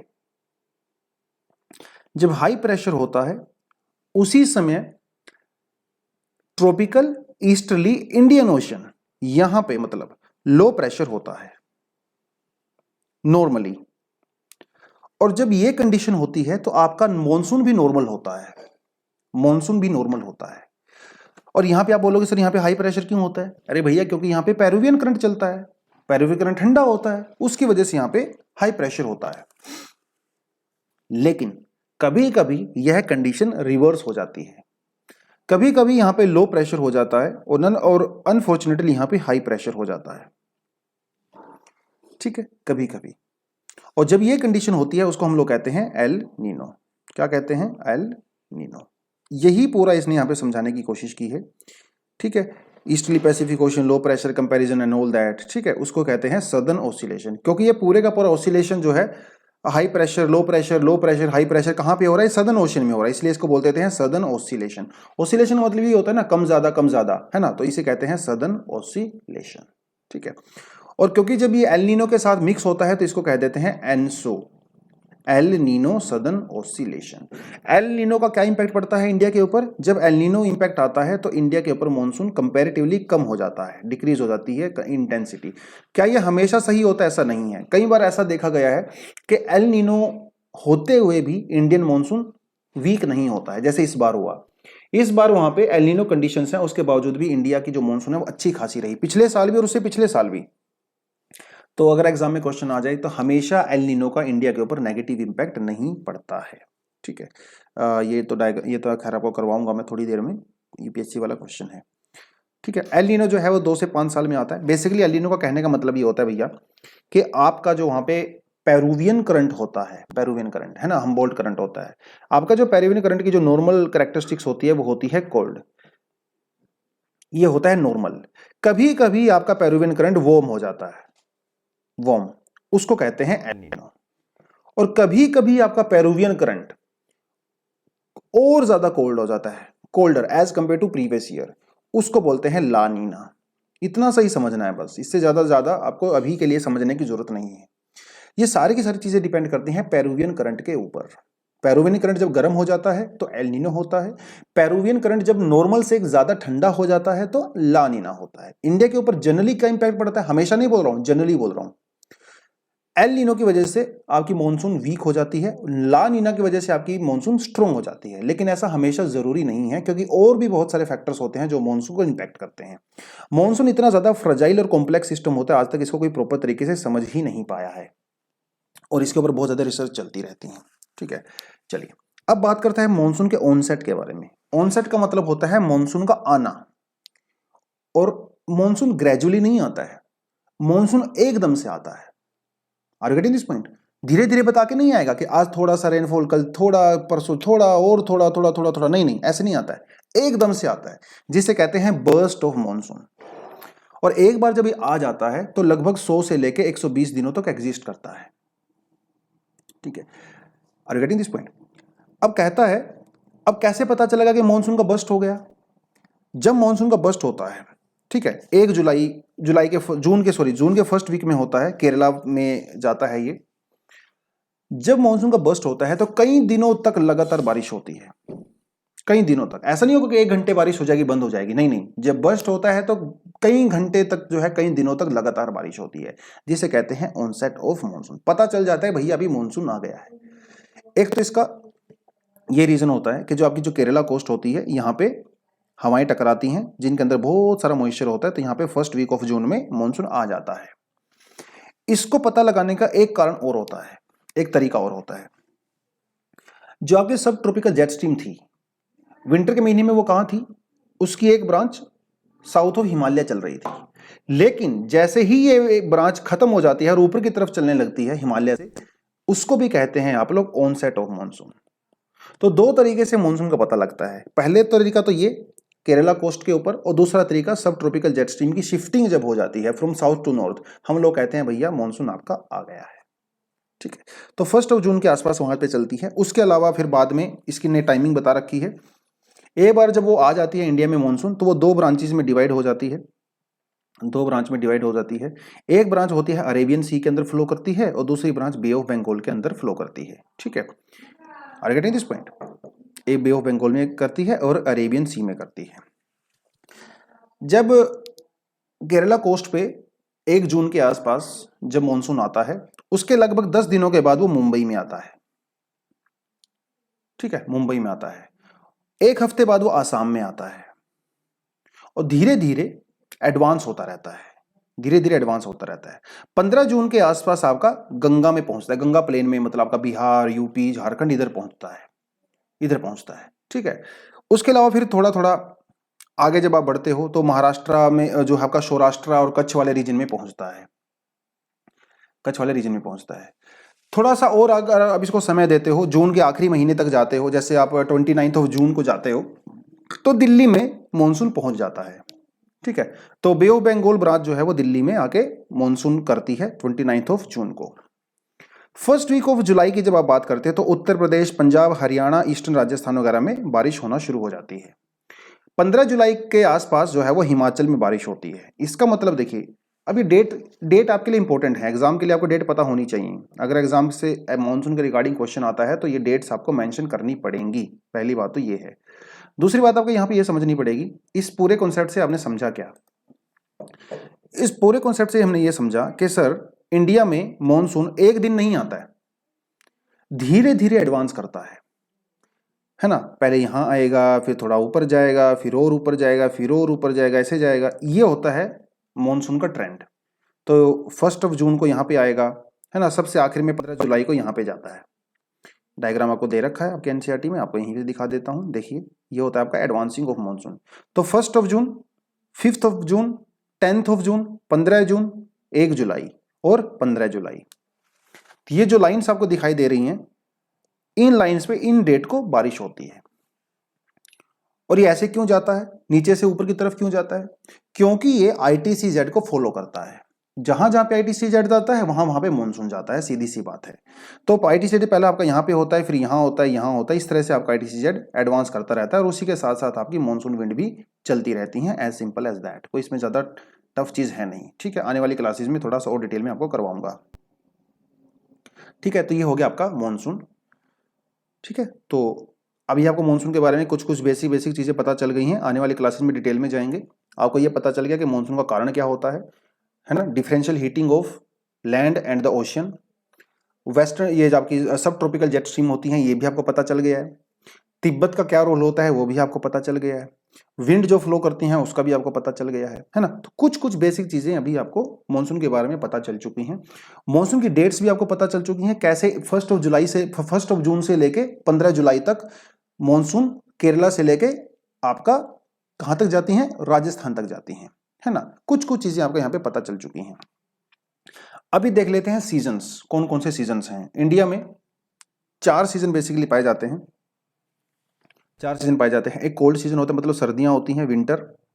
एक हॉट वेदर सीजन होता है, गर्मियां होती हैं। एक सीजन होता है एडवांसिंग मानसून और एक होता है रिट्रीटिंग मानसून। अभी जो हम लोग फील कर रहे हैं ये है रिट्रीटिंग मानसून का सीजन। इससे पहले जून, जुलाई, अगस्त, सितंबर के महीने में हम लोग एक्सपीरियंस कर रहे थे एडवांसिंग मानसून का सीजन। ठीक है, दिसंबर के बाद आपका विंटर सीजन स्टार्ट हो जाता है, कोल्ड सीजन स्टार्ट हो जाता है, और फिर आपका मार्च, अप्रैल और मई में आपका गर्मियों का सीजन शुरू हो जाता है। जून से आपका बारिश वाला सीजन शुरू हो जाता है। तो उसके बारे में ही ये थोड़ी थोड़ी डिटेल्स इसने यहाँ पे बता रखी हैं। तो पहले थोड़ा सा कोल्ड वेदर के बारे में देख लेते हैं, विंटर के बारे में बात देख लेते हैं। तो कहता है मिड नवंबर से स्टार्ट हो जाता है नदर्न इंडिया में और फरवरी तक चलता है। ठीक है, मिड नवंबर से स्टार्ट होता है और फरवरी तक चलता है। इसने स्पेशली यहाँ पे नॉर्थ इंडिया मेंशन किया हुआ है, क्योंकि ये जो टेम्परेचर डिफरेंस होता है ना, वो साउथ इंडिया में बहुत कम एक्सपीरियंस किया जाता है, नॉर्थ इंडिया में बहुत एक्सट्रीम होता है। क्योंकि नॉर्थ इंडिया में कॉन्टिनेंटलिटी होती है ना, कॉन्टिनेंटलिटी होती है। लेकिन साउथ इंडिया क्योंकि समंदर के पास में पड़ता है, इसलिए वहां पे थोड़ा सा, वहां पे इतना ज्यादा सीवियर इंपैक्ट नहीं होता। ठीक है, इतना सीवियर इंपैक्ट वहां पे नहीं होता जितना नॉर्थ इंडिया में होता है। अब कहता है कि टेम्परेचर जो है वो डिक्रीज होता है from south to north. South to north temperature decrease होता रहता है। एवरेज टेम्परेचर, अब चेन्नई की बात करो विंटर के महीने में, वो 24 से लेके 25 डिग्री सेंटीग्रेड होता है। जबकि अगर आप दिल्ली में आओगे तो वो टेम्परेचर आपका 10 डिग्री और 15 डिग्री के आसपास पाया जाता है, कई बार इससे भी कम चला जाता है। नॉर्थ इंडिया में आपको फ्रोस्ट देखने को मिलता है, लेकिन साउथ इंडिया में आपको फ्रोस्ट देखने को नहीं मिलता। फ्रोस्ट क्या होता है, जैसे आप विंटर के महीने में जब सुबह सुबह उठते हो तो आपको पत्तों के ऊपर या पानी के ऊपर एक हल्की सी व्हाइट कलर की लेयर देखते हो आप लोग, उसे कहते हैं फ्रोस्ट। नॉर्थ इंडिया में आपको फ्रोस्ट एक्सपीरियंस किया जाता है। हिमालय के हायर रीचेस के ऊपर, हायर स्लोप्स के ऊपर आपको स्नोफॉल देखने को मिलता है। ठीक है, ये चीज आपको यहां पे समझ में आ गई होगी। विंटर के समय में कौन सी हवाएं चलती हैं? हवाएं चलती हैं फ्रॉम द नॉर्थ ईस्ट, क्योंकि मॉनसून की डायरेक्शन चेंज हो गई है। समर में वो चलती थी फ्रॉम साउथ वेस्ट, विंटर में चलती हैं फ्रॉम द नॉर्थ ईस्ट। ठीक है, देखिए यहीं से आपको थोड़ा दिखा देता हूं। विंटर में हवाएं चलती हैं इस तरह से, इस तरह से चलती हैं, ठीक है, क्योंकि यहां पे हाई प्रेशर होता है और इंडियन ओशन में लो प्रेशर होता है, तो विंड की डायरेक्शन हाई प्रेशर से लो प्रेशर की तरफ हो जाती है, एज सिंपल एज दैट। अब देखिए कहता है कि इस सीजन में, विंटर के सीजन में तमिलनाडु के ऊपर ठीक ठाक रेनफॉल होता है। क्यों होता है, देखिए हर चीज डायग्राम से समझने की कोशिश करेंगे, इजीली समझ में आता है। तो ये विंड जो है इस तरह से चलती हैं, और जब विंड इस तरह से चलती हैं, ये वाली जो नॉर्थ ईस्ट की तरफ से आती हैं, ये विंड बे ऑफ बंगाल से थोड़ा सा मॉइस्चर कैरी कर लेती हैं और उस मॉइस्चर को आपका आंध्र प्रदेश में और तमिलनाडु में रिलीज कर देती हैं। तो तमिलनाडु और आंध्रा में विंटर के महीने में कुछ बारिश यहाँ पे आपको देखने को मिलती है, ठीक है। तो उसके बारे में ये बात कर रहा है। आगे कहता है a characteristics feature of the cold weather season over the northern plains is the inflow of the cyclonic disturbance. Cyclonic disturbance जो अभी हम लोग फील कर, मतलब ये वेस्टर्न डिस्टर्बेंस की बात कर रहा है, क्योंकि मेडिटेरेनियन ओशन से जो हवाएं जनरेट होती हैं मेडिटेरेनियन ओशन से, वो इंडिया की तरफ चलती हैं। डायग्राम आपको यहाँ पे दिखा देता हूँ। देखिए हर चीज़ डायग्राम से करेंगे तो ज़्यादा मजा रहता है, मुझे पर्सनली डायग्राम को देख के ही करने में अच्छा लगता है। तो मेडिटेरेनियन ओशन से कुछ हवाएं चलती हैं इंडिया की तरफ, ठीक है, जेट स्ट्रीम की फॉर्म में, और फाइनली वो पाकिस्तान को क्रॉस करते हुए ईरान, इराक, इनको अफगानिस्तान को क्रॉस करते हुए इंडिया में एंट्री करती है। ये बेसिकली आपका विंटर सीजन का फिनोमिना होता है। हालांकि ये अक्टूबर के महीने से ही चलना शुरू हो जाती हैं। अभी जो बारिश हो रही है उसमें इसका भी रोल है, लेकिन जैसे जैसे आप नवंबर में, दिसंबर में, जनवरी में ये थोड़ा सा ज़्यादा इंटेंस हो जाता है, जिसकी वजह से इंडिया में, नॉर्थ वेस्ट इंडिया में थोड़ा बहुत रेनफॉल होता है, और हिमालय में इसकी वजह से स्नोफॉल भी होता है। तो ये विंटर के महीने का एक फिनोमिना होता है, ठीक है। हालांकि टोटल जो विंटर रेनफॉल होता है वो बहुत ज़्यादा नहीं होता है, लेकिन थोड़ा बहुत जो भी होता है इसे महावत कहा जाता है, ठीक है, याद रहेगा, महावत, ठीक है। ज्यादा रेनफॉल नहीं होता, लेकिन जो रबी क्रॉप्स होती हैं इसके लिए इंपॉर्टेंट होता है। जैसे अभी धान की कटाई हो गई है तो रबी क्रॉप अभी लगानी है अगले महीने से, उसके लिए बेनिफिशियल होती है काफी रेनफॉल, ठीक है। तो ये तो बात होगी आपकी नॉर्थ इंडिया की। अगर आप साउथ इंडिया की बात करो तो साउथ इंडिया में कोई कोल्ड सीजन बहुत ज्यादा वेल डिफाइंड नहीं होता है, वेल डिफाइंड नहीं होता है। क्यों नहीं होता है, क्योंकि वहां पे influence of the sea, ocean का बहुत ज्यादा इन्फ्लुएंस होता है, ठीक है। तो हो गया हमारा विंटर। बात करें अगर हम लोग समर की बात करें तो समर कहां से कहां होता है, मार्च से लेके मई के महीने में समर होता है। यहाँ पे काफी हीट होती है, ठीक है, हीट वेव चलती हैं। आपका जो टेम्परेचर है मार्च के महीने में वो 38 डिग्री सेंटीग्रेड तक जा सकता है, ठीक है। अप्रैल मई के महीने में कम से कम 45 डिग्री सेंटीग्रेड तक जा सकता है। कभी कभी राजस्थान में तो 50 डिग्री टेम्परेचर तक के आसपास भी पहुंच सकता है। टेम्परेचर बहुत ज़्यादा हाई होता है, और इसी समय में आपके यहाँ पे लू भी चलती हैं ना, जो बहुत गर्म हवाएं होती हैं, लू। और जहाँ जहाँ पे आपको, जैसे राजस्थान में थार डेजर्ट से लेके पटना के बीच में जब आपको लो प्रेशर देखने को मिलता है, हाई टेम्परेचर देखने को मिलता है, तो एक बेल्ट क्रिएट हो जाती है ना, पूरी की पूरी लो प्रेशर बेल्ट क्रिएट हो जाती है from Thar desert to the Patna, जिसकी वजह से यहाँ पे हवाएं चलती हैं फ्रॉम लो प्रेशर एरिया। तो लू के बारे में थोड़ा सा आपको समझ में यहाँ पे आ गया होगा। लू इतनी इंटेंस होती हैं, दिन में तो चलती हैं, कभी कभी जो है रात को 10-11 बजे तक भी चल सकती हैं। और इसी समय में गर्मी के महीने में आपका जो है मई में, मार्च में जो है डस्ट स्टॉर्म भी चलते हैं, है ना, डस्ट स्टॉर्म चलते हैं, तूफान आते हैं। और हालांकि डस्ट जब स्टॉर्म चलते हैं तो इसकी वजह से हल्का फुल्का कभी कभी रेनफॉल होता है, और जो गर्मी की वजह से लोग परेशान होते हैं वो भी थोड़ा सा आराम उनको मिलता है। बारिश वारिश हो जाती है कभी कभी उस महीने में, मार्च अप्रैल के महीने में, है ना, थंडर स्टॉर्म होता है, बिजली कड़कती है, तेज हवाएं चलती हैं, है ना, कभी कभी थोड़ा उससे आपको आराम मिलता है। इसे हम लोग वेस्ट बंगाल में काल बैसाखी कहते हैं। क्या कहते हैं, काल बैसाखी। तो समझ लो कि जो काल बैसाखी होती है ये प्री मॉनसून रेनफॉल होता है, मॉनसून रेनफॉल नहीं होता है, प्री मॉनसून होता है, मार्च अप्रैल के महीने में होता है। इसी तरह का जो रेनफॉल होता है मार्च अप्रैल के महीने में, वो आपका केरला और कर्नाटक में भी देखने को मिलता है। और जो केरला कर्नाटक में रेनफॉल होता है तो वो मैंगो शावर्स उसको बोला जाता है, क्योंकि वहाँ पे जो आम की जो खेती की जाती है, आम लगाया जाता है, उसकी वजह से आम पक जाता है। तो अगर आप इंडिया में देखो तो मार्च अप्रैल के महीने में साउथ इंडिया से, यानी कि केरला कर्नाटक से वहाँ का आम आता है। लेकिन मई के एंड में लेके अब जून में जाइए तो आपका नॉर्थ इंडिया की तरफ से मैंगो आता है। तो मैंगो शावर्स और काल बैसाखी ये दोनों प्री मॉनसून रेनफॉल होती है। आगे करते हैं एडवांस ऑफ मॉनसून के बारे में। तो गर्मियों का सीजन तो चला गया, अब बात करते हैं कि मॉनसून आता है। पहले आपको डिटेल में करवा चुका हूं, तो यहां पे आपको करवाने की ज्यादा जरूरत है नहीं, क्योंकि मई जून के अप्रैल और मई में, मार्च अप्रैल मई में टेम्परेचर इतना ज्यादा हो जाता है कि यहाँ पे लो प्रेशर कंडीशन क्रिएट हो जाती है नॉर्थ इंडिया के ऊपर। As compare to that southern hemisphere में ठंडी होती है, तो वहां पे हाई प्रेशर कंडीशन क्रिएट हो जाती हैं। तो इसलिए जो हवाएं चलती हैं वो चलती हैं आपका साउथ वेस्ट मॉनसून। ठीक है, डायग्राम में आपको दिखा देता हूं, देखिए, हाँ यहीं पे दिखा देता हूं, ज्यादा दूर दूर जाने की जरूरत नहीं है। ठीक है, तो यहाँ पे हो जाती है लो प्रेशर कंडीशन, यहाँ पे होती है हाई प्रेशर कंडीशन। तो इस तरह से आपकी विंड चलती हैं। तो क्योंकि ये विंड साउथ वेस्ट की डायरेक्शन से चल रही हैं, इसलिए इसको बोला जाता है साउथ वेस्ट मॉनसून विंड्स। ठीक है, तो ये आपका जो फिनोमिना होता है वो जून से शुरू होता है। ठीक है, तो थोड़ा सा आपने ये हमने ऑलरेडी कर चुके हैं। अभी सीजन में क्या होता है, जो वेस्टर्न घाट होता है इसकी विंडवर्ड साइड होती है, यहाँ पे बहुत ज्यादा रेनफॉल होता है, 250 सेंटीमीटर से ज्यादा होता है। ये कंसेप्ट आपको मैं ऑलरेडी करवा चुका हूँ। जैसे आपका वेस्टर्न घाट है, वेस्टर्न घाट के इस तरफ से जब विंड्स आती हैं तो वो बहुत ज़्यादा मॉइस्चर होता है उनके अंदर और बहुत ज़्यादा रेनफॉल करती हैं। लेकिन यही विंड जब वेस्टर्न घाट के ईस्ट साइड में उतरती हैं तो ड्राई हो जाती हैं, इनके अंदर मॉइस्चर नहीं होता है, इसलिए ये वाली जगह जो आपकी ड्राई हो जाती है। इसको कहा जाता है क्या, रेन शेडो एरिया, है ना, रेन शेडो एरिया। तो वेस्टर्न साइड में होती है आपकी 250 सेंटीग्रेड के आसपास। उसके अलावा जो डेक्कन प्लेटू है या मध्य प्रदेश है, यहाँ पे भी आपको ठीक ठाक रेनफॉल उस समय देखने को मिलता है रेनी सीजन में।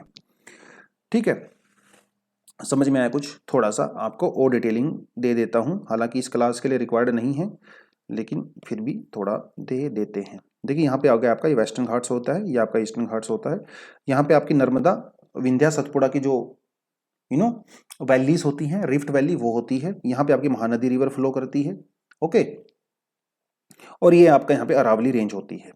तो मॉनसून जब यहाँ पे आता है, ठीक है, जून की मैं बात कर रहा हूँ, तो वेस्टर्न घाट की वजह से इस साइड में काफी हैवी रेनफॉल होता है और इस साइड में जो है कंपैरेटिवली लो रेनफॉल होता है। लेकिन आपको पता है कि कृष्णा, गोदावरी और कावेरी रिवर जो होती हैं यहाँ पे पास बनाती हैं, तो कहीं जो आपकी बे ऑफ बंगाल जो ब्रांच होती है, यहाँ पे कुछ डिप्रेशंस क्रिएट होते हैं और यहाँ से वो डिप्रेशन एंटर कर जाते हैं। उसके अलावा विंध्या सतपुड़ा की जो यहाँ पे रिफ्ट होती है, यहाँ से भी जो है मॉनसून की जो विंड होती है वो एंट्री कर जाती है, जिसकी वजह से सेंट्रल इंडिया में ठीक ठाक बारिश हो जाती है। और महानदी जो रिवर होती है, यहाँ से भी कुछ जगह बन जाती है, ये छोटा नागपुर प्लेटो वगैरह में इधर बारिश होती है। तो बारिश तो पूरे इंडिया में ही होती है, उसमें दिक्कत नहीं है। ठीक है, लेकिन उसका जो डिस्ट्रीब्यूशन होता है वो वेरी करता है, कहीं पे ज्यादा होती है, कहीं पे कम होती है।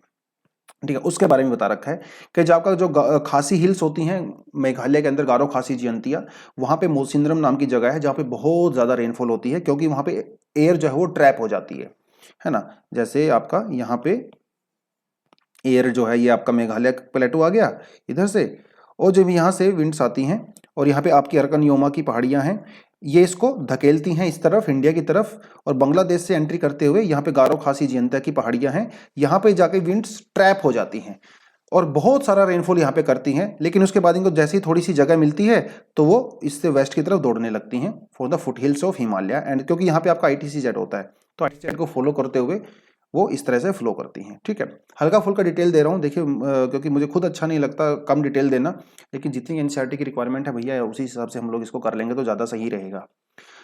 अब बात यह है कि जब आपका मानसून आ रहा होता है, क्या मानसून कंटिन्यूस 4 महीने तक आता रहता है? ऐसा नहीं होता। कभी कभी मानसून में हफ्ते 10 दिन का 15 दिन का गैप आ जाता है जब कोई भी बारिश नहीं होती है, उसको कहा जाता है ब्रेक। ठीक है, ड्राई स्पेल हो जाता है, रेनलेस इंटरवल होता है बेसिकली। इसका कारण क्या है? पहली बात अब ये समझना पड़ेगा मानसून का कारण क्या है। मानसून का कारण होता है जो ITC होता है, ITC को बोलते हैं मानसून ट्रफ। जहां जहां पे मानसून ट्रफ होता है, ITC होता है, वहीं वहीं पे रेनफॉल होता है। कभी कभी ऐसा होता है इस समय कि आपका जो ITC है ना, थोड़ा सा नॉर्थवर्ड चला जाता है, हिमालय की तरफ चला जाता है, और इसी वजह से प्लेन एरिया में रेनफॉल रुक जाता है। लेकिन जब मानसून का ब्रेक होता है, उसी समय हिमालय में बहुत ज्यादा रेनफॉल होता है और फ्लड आता है, क्योंकि हिमालय में जब रेनफॉल होगा तो रिवर्स तो वहीं से निकलती हैं, तो वहां से जब रिवर निकलेंगी तो प्लेन्स के अंदर फ्लडिंग आती है। Getting this point? इसको बोलते हैं मानसून ब्रेक। लेकिन जैसे ही वो आपका मानसून ट्रफ थोड़ा सा साउथवर्ड आता है, प्लेन्स में आता है, गंगा प्लेन में आता है, तो वहां पे बारिश शुरू हो जाती है। ठीक है, तो उसको ही कहता है ये पूरे का पूरा, इस कॉन्सेप्ट इसने यहाँ पे ये समझाने की कोशिश की है। ठीक है, चलिए आगे कहता है रिट्रीटिंग ऑफ मॉनसून। अब मॉनसून हमेशा तो नहीं रहेगा, अक्टूबर के महीने में और नवंबर के महीने में मॉनसून वापस जाता है, क्योंकि आपका सन भी तो वापस जाता है ना, सन भी तो वापस जाता है। ट्रॉपिक ऑफ कैंसर से आपका सन धीरे धीरे नीचे जाएगा, उसी सन को आपका ITCZ भी फॉलो करेगा, और जैसे जैसे ITCZ जाएगा उसी हिसाब से आपका मॉनसून भी उसको फॉलो करेगा। अक्टूबर और नवंबर के महीने को बोलते हैं रिट्रीटिंग मॉनसून, यानी मॉनसून अभी वापस जा रही है। ये ट्रांजिशन सीजन होता है, समर के आपकी रेनी सीजन के बीच में और विंटर के सीजन में ये जो है ट्रांजिशन का फेज होता है। इसमें जो आपका जो मॉनसून ट्रफ होती है वो नॉर्दर्न प्लेन्स में जो है कमजोर हो जाती है और वो साउथ की तरफ चलना शुरू हो जाती है। तो नॉर्थ इंडिया में, नॉर्थ वेस्ट इंडिया में जो लो प्रेशर होता है वो हाई प्रेशर से रिप्लेस हो जाता है धीरे धीरे, क्योंकि यहाँ पे विंटर आनी शुरू हो जाती है, धीरे धीरे टेम्परेचर कम होना शुरू हो जाता है। जैसे आपका जो ऑनसेट ऑफ मॉनसून होता है वो सडन होता है, एकदम से होता है, लेकिन जो रिट्रीटिंग ऑफ मॉनसून होती है वो सडन नहीं होता, ग्रेजुअली होता है, धीरे धीरे धीरे आपका मॉनसून वापिस जाता है। ठीक है, अक्टूबर के महीने से शुरू हो जाता है स्टार्टिंग के, धीरे धीरे आपका वो नदर्न प्लेन से अक्टूबर के महीने से वापस जाता है, और अक्टूबर में, फिर नवंबर में, ठीक है, दिसंबर में तो वो बिल्कुल ही चला जाता है, एकदम आपका अंडमान से भी चला जाता है दिसंबर के महीने तक तो। ठीक है, और जब मॉनसून वापस जाने लगता है, जैसे आजकल का समय है, आपका जो स्काई है वो क्लियर हो जाता है, साफ हो जाता है, हवाएं जो है ठंडी हो जाती हैं, लेकिन अभी भी काफ़ी हीट होती है, अभी भी काफ़ी हीट होती है। तो जब मॉनसून जा रही होती है, इंडिया में टेम्परेचर तो काफ़ी ज़्यादा होता है, लेकिन इतनी ज़्यादा मॉनसून में बारिश होती है ना, तो बहुत ज़्यादा ह्यूमिडिटी हो जाती है यार। तो ह्यूमिडिटी की, हाई ह्यूमिडिटी की वजह से और हाई टेम्परेचर की वजह से जो कंडीशन है ना बहुत ज़्यादा खराब हो जाती है, चिपचिपी वाली जो है गर्मी हो जाती है, जिसे कहा जाता है अक्टूबर हीट। तो 15 दिन के लिए अक्टूबर के महीने में जब मॉनसून वापस जाता है तो काफ़ी ज़्यादा ओप्रेसिव कंडीशन हो जाती है, मतलब रहना मज़ा नहीं आता है, चिपचिपा होता है, गर्मी होती है, बारिश होती नहीं है ना, मूड खराब हो जाता है। लेकिन अक्टूबर के सेकंड हाफ में, जैसे अभी चल रहा है, 24 तारीख है आज, उस समय में ठंडी होनी शुरू हो जाती है, ठंडी होनी शुरू हो जाती है। दिन में आपको थोड़ी सी गर्मी लगती है, लेकिन सुबह शाम को, रात को ठंडी होनी शुरू हो जाती है। ठीक है, वही कह रहा है, कह रहा है कि जो लो प्रेशर कंडीशन होती हैं नॉर्थ इंडिया के ऊपर, वो अभी बे ऑफ बंगाल में शिफ्ट हो जाती हैं नवंबर के महीने में। और जब ये low pressure condition bay of Bengal में शिफ्ट हो जाती है तो वहां पे साइक्लोन्स क्रिएट होते हैं, साइक्लोन्स, है ना। और जब साइक्लोन क्रिएट होते हैं तो वो डिस्ट्रक्शन करते हैं, है ना, उड़ीसा में, आंध्रा में, तमिलनाडु में। तो वही बात कह रहा है कि अक्टूबर नवंबर के महीने में जो पहले आपकी लो प्रेशर कंडीशन यहाँ हुआ करती थी वो अभी यहाँ पे शिफ्ट हो गई है, जिसकी वजह से यहाँ कुछ डिप्रेशंस बनते हैं। डिप्रेशन होते हैं लो प्रेशर एरिया।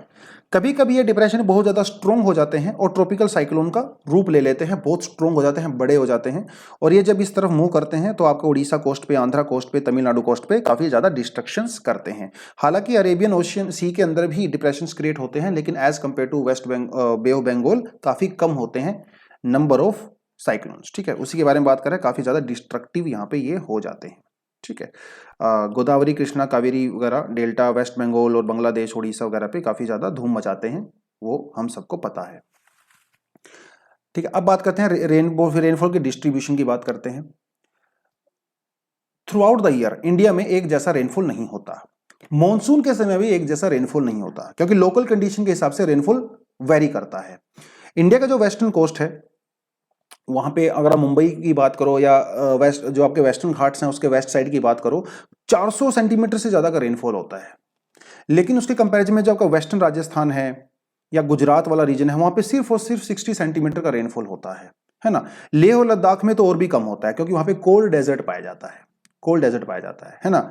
तो अगर आप डायग्राम से समझेंगे तो आप इसको ज़्यादा अच्छे से समझ पाओगे। देखिए, जून से लेके जून, जुलाई, अगस्त, सितंबर, क्योंकि ये मॉनसून का महीना होता है, आप यहाँ पे देख सकते हो रेनफॉल का क्या डिस्ट्रीब्यूशन होता है। तो यहाँ पे जो एकदम ब्लू, डार्क ब्लू आपको नजर आता है, यहाँ पे आपका 400 सेंटीमीटर से ज्यादा का बारिश होता है। देखिए, गारो, खासी, जयंतिया और ये आपका वेस्टर्न घाट हो गया। उसके अलावा जो पर्पल आपको नजर आ रहा है ये 200 से लेके 400 तक होता है। ठीक है, उसके अलावा आपको ये जो थोड़ा सा ब्लू नजर आता है, ये वाला रीजन, ठीक है, यहाँ पे आपका होता है 100 से लेके 200 तक होता है। तो इससे हम लोग ज्यादा अंदाजा नहीं लगा सकते ये वाला देखेंगे तो आपको ज्यादा मजा आएगा, क्योंकि ओवरऑल इंडिया का रेनफॉल पैटर्न यहाँ पे दिखाया हुआ है। तो आप यहाँ पे देखिए, जो आपकी वेस्टर्न घाट्स हैं और जो आपका ईस्टर्न इंडिया है, नॉर्थ ईस्ट इंडिया, यहाँ पे बहुत ज्यादा रेनफॉल होता है ओवरऑल इंडिया में, है ना। 250 सेंटीमीटर 200 सेंटीमीटर से ज्यादा होता है। ये जो आपकी बेल्ट आपको यहाँ पे नजर आती है, ये वाली बेल्ट, यहाँ पे आपकी होती है 100 से लेके 200 सेंटीमीटर तक रेनफॉल होता है। उसके अलावा जो ये वाली बेल्ट आपको नजर आ रही है, यहाँ पे आपका होता है 60 to 100। उसके अलावा आपका जो वेस्टर्न राजस्थान में आप देख सकते हो, यहाँ पे बहुत कम 0 से लेके 20 सेंटीमीटर तक होता है। उसके अलावा जो आपका ये वेस्टर्न घाट के ईस्ट साइड में जो रीजन है, ये रेन शेडो एरिया होता है, यहाँ पे भी बहुत कम रेनफॉल होता है ना। Part of Karnataka, some part of Maharashtra, some part of Andhra Pradesh, Telangana, काफी कम यहाँ पे रेनफॉल होता है क्योंकि रेन शेडो जोन में पाया जाता है। ठीक है, तो एवरेज रेनफॉल आपको यहाँ पे देखना पड़ेगा। और ये डायग्राम आपको याद भी करना है। आपने क्या करना है, आपने कुछ ब्लैंक मैप्स लेने हैं इंडिया के, जहाँ पे आपको ये बनाना है। अगर आपका एग्जाम में इस तरह का क्वेश्चन आ जाता है और आप एग्जाम में बनाते हो तो सोने पे सुहागा हो जाता है, आपके एग्जाम में नंबर मिलते हैं, क्योंकि डायग्राम बनाना आपको सीखना पड़ेगा। जीएस पेपर 1 में ज्योग्राफी के हर क्वेश्चन में आपको डायग्राम बनाने का स्कोप होता है। ठीक है, तो उसके बारे में इसने जो है अलग अलग बातें यहाँ पे कह रखी हैं कि मॉनसून एक यूनिफाइंग बॉन्ड होता है। इंडिया की जो सब कॉन्टिनेंट है ना, वो मॉनसून उसका क्लाइमेट को जो है पूरी तरह से डिसाइड करता है, उसकी यूनिफॉर्मिटी, लैटिट्यूड के हिसाब से, मॉडरेट सी रेनफॉल एटसेट्रा एटसेट्रा। ये तो इसने बड़ी बड़ी बातें यहाँ पे बोल रखी हैं, कोई सच एग्जाम के परस्पेक्टिव से बहुत इंपॉर्टेंट नहीं है, लेकिन ओवरऑल इसने कहने का मतलब यही है कि इंडिया है या फिर साउथ एशिया की अगर आप बात करो, लेकिन स्पेशली अगर आप इंडिया की बात करो तो मॉनसून एक यूनिफाइंग बॉन्ड है। मॉनसून की वजह से यहाँ पे चाहे एग्रीकल्चर हो, चाहे ट्रेड हो, चाहे नॉर्मल कल्चर हो, है ना, चाहे यहाँ की एग्रीकल्चर हो, हर चीज मॉनसून के ऊपर डिपेंड करती है। हर चीज मॉनसून से इंपैक्ट होती है, चाहे वो विंटर मॉनसून हो, चाहे वो समर मॉनसून हो, चाहे रिट्रेटिंग मॉनसून हो। इंडिया का पूरा क्लाइमेट और कल्चर मॉनसून के ऊपर पूरी तरह से डिपेंड करता है। तो इसीलिए इंडिया को कहा जाता है कि monsoonal type of climate India में पाया जाता है। एक क्वेश्चन आपके लिए छोड़ के जाता हूं, थोड़ा सा रिसर्च करना इसके बारे में, फाइंड आउट करना। एक चीज आप देखोगे कि इंडिया की अगर आप बात करें, देखिए इंडिया की अगर हम लोग बात करें तो देखो भैया, ये है आपका ट्रॉपिक ऑफ कैंसर, है ना, ट्रॉपिक ऑफ कैंसर। तो 23.5 डिग्री, तो ये ट्रॉपिक्स है आपका, ये ट्रॉपिक ऑफ कैप्रिकॉर्न है, इसके बीच में आपका ये ट्रॉपिक्स पाया जाता है। आधा इंडिया आउट ऑफ ट्रॉपिक्स होता है ना, आउट ऑफ ट्रॉपिक्स होता है। उसके बावजूद भी इंडिया के क्लाइमेट को ट्रॉपिकल टाइप ऑफ क्लाइमेट क्यों कहा जाता है, जबकि आधे से ज्यादा इंडिया तो आउट ऑफ ट्रॉपिक्स है? ये मेरा क्वेश्चन आपको लेके है, ठीक है, कि despite having out of half of India out of the tropics, we call Indian climate as the tropical climate. India को ट्रॉपिकल कंट्री क्यों कहा जाता है जबकि आधे से ज्यादा कंट्री इंडिया की आउट ऑफ ट्रॉपिक्स है? थोड़ा सा इसके बारे में रिसर्च करना, ठीक है। और इसमें आप रोल ऑफ हिमालय भी पढ़ सकते हो। What is the role of Himalaya? Actually Himalaya के यहाँ पे बहुत मेजर रोल होता है। हिमालय की वजह से ही इंडिया के टेम्परेचर को ट्रॉपिकल टेम्परेचर क्लाइमेट कहा जाता है। हिमालय अगर नहीं होता तो इंडिया के टेम्परेचर, इंडिया का जो क्लाइमेट है वो ट्रॉपिकल नहीं होता, वो टेम्परेट होता, ठीक है। क्यों होता, कैसे नहीं होता, थोड़ा सा रिसर्च का मुद्दा है। आपको अपने थोड़ी सी खुद से रिसर्च करोगे, सेल्फ स्टडी करोगे तो ज्यादा मजा आएगा। और जो भी पॉइंट आपको मिलेंगे कमेंट सेक्शन में मुझे भी बताओ और अपनी नोटबुक में भी उसको मेंशन करिए, ठीक है, तो तब आएगा बात का मजा, ठीक है। चलिए, that is all for this chapter. थोड़ी सी एक्सरसाइज यहाँ पे है, आप इनको भी कर सकते हो। जो ही चीजें हम लोगों ने करी हैं वही इसने बता रखा है, ठीक है। हाईएस्ट रेनफॉल जो है वो मौसिनरम की बात करता है, जो है wind blowing in the northern plains in summer is known as the loo की वो बात कर रहा है। Which one of the following causes rainfall during winter in the north west region, जो है विंटर के महीने में कौन सी रेनफॉल की होती है उस समय में, ठीक है। आपकी जो रिट्रेटिंग मॉनसून होती है वो करती है, साइक्लोनिक डिप्रेशंस होते हैं वो करते हैं, वेस्टर्न डिस्टर्बेंस करती हैं वो करते हैं, है ना। वेस्टर्न डिस्टर्बेंस की वजह से नॉर्थ वेस्ट इंडिया में रेनफॉल होता है विंटर के समय में। Monsoon arrives in India approximately कब आता है? अर्ली जून में आता है ना, अर्ली जून में आता है, अर्ली जून में आता है, जून के फर्स्ट वीक में आता है। मेन लैंड इंडिया की हम लोग बात कर रहे हैं, मेन लैंड इंडिया की। लेकिन अगर अंडमान निकोबार की बात करो, अंडमान निकोबार में आपकी जो मॉनसून आता है वो लगभग 15 मई को आ जाता है, 15 मई को, लेकिन वो आइलैंड्स हैं। हम लोग मेन लैंड इंडिया की बात करते हैं, तो early June should be your answer, ठीक है। तो थोड़ी सी एक्सरसाइज यहाँ पे इसने बता रखी है, आप वो एक्सरसाइज भी कर सकते हो। So this is all for the day.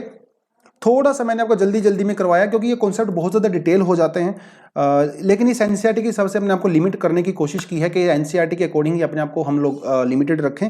आने वाली क्लासेस में मॉनसून हो, चाहे इंडिया का क्लाइमेट हो, पूरी की पूरी इंडियन ज्योग्राफी को हम बहुत ज़्यादा डिटेल में पढ़ेंगे, तभी जो है ओवरऑल अंडरस्टैंडिंग भी होगी और मज़ा भी आएगा, है ना। हर एनसीईआरटी के हिसाब से हम अपना लेवल इंक्रीज करते रहेंगे। चलिए, so that is all for the day.